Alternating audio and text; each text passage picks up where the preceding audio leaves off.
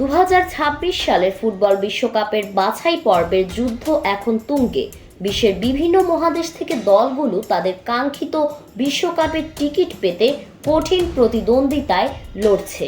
এই বাছাই পর্বের মধ্য দিয়ে 37টি দলের ইতোমধ্যেই বিশ্বকাপ স্বপ্ন শেষ হয়ে গিয়েছে। বিশ্বকাপের স্বাগতিক হিসেবে 3টি দেশ যুক্তরাষ্ট্র, মেক্সিকো এবং কানাডা সরাসরি খেলার সুযোগ পাচ্ছে এই টুর্নামেন্টে। ফলে এই 3টি দেশের জন্য কোনো বাছাই পর্ব খেলতে হবে না। তবে বিশ্বের অন্যান্য 45টি দেশকে কঠিন বাছাই পর্বের যুদ্ধ পেরিয়ে আসতে হয়েছে। এই বাছাই পর্বের খেলা চলাকালীন একদিকে যেমন কিছু দেশের বিদায় নিশ্চিত হয়েছে, অন্যদিকে কিছু বড় দল আশাবাদী। ইউরোপ, লাতিন আমেরিকা ও এশিয়া সবই একে একে নিজেদের প্রতিনিধি পাঠানোর জন্য মেতে উঠেছে। তবে কিছু বড় দলও ভুগছে অস্বস্তিতে।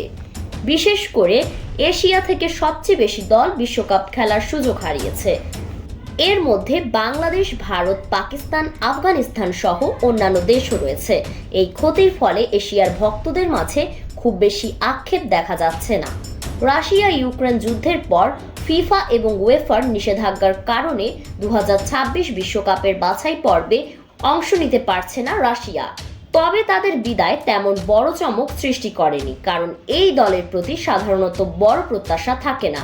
যুক্তরাষ্ট্রে এইবার ফিফা বিশ্বকাপের উদ্বোধনী ম্যাচটি খেলবে মেক্সিকো, যা অনুষ্ঠিত হবে 2026 সালের 11 জুন। স্পেন, আর্জেন্টিনা ও ফ্রান্সের মতো দলগুলো বিশ্বকাপের ফেভারিট হিসেবে বিবেচিত হচ্ছে। স্পেন গত কয়েক বছর ধরে উয়েফা নেশনস লিগে অসাধারণ পারফরম্যান্স দেখিয়েছে। তারা সর্বোচ্চ 16 পয়েন্ট নিয়ে নেশনস লিগের গ্রুপ পর্বে শীর্ষে ছিল। 2026 বিশ্বকাপের র্যাঙ্কিংয়ে তারা শীর্ষে অবস্থান করছে। আর্জেন্টিনা, যারা কোপা আমেরিকা জয়ের পর শক্তিশালী হয়ে উঠেছে, তাদের অবস্থান দ্বিতীয়। ফ্রান্স, যারা কাতার বিশ্বকাপের রানার্স আপ, তারা এখনও একটি শক্তিশালী দল হিসেবে নিজেদের ধরে রেখেছে এবং বিশ্বকাপ বাছাইয়ের জন্য প্রস্তুত।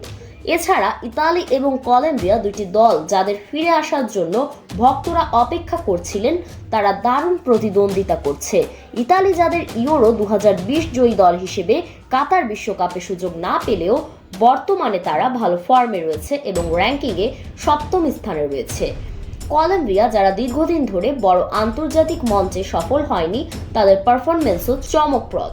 এখন তারা র্যাঙ্কিংয়ে 9ম স্থানে। তবে ব্রাজিল এবং বেলজিয়ামের মতো দলগুলো বর্তমানে বেশ চ্যালেঞ্জের মধ্যে রয়েছে। ব্রাজিলের পারফরম্যান্স নিয়ে সমালোচনা উঠছে, তাদের খেলোয়াড়দের ফর্ম নিয়ে প্রশ্ন রয়েছে, আর বিশ্বকাপ বাছাই পর্বে তারা 10ম স্থানে রয়েছে।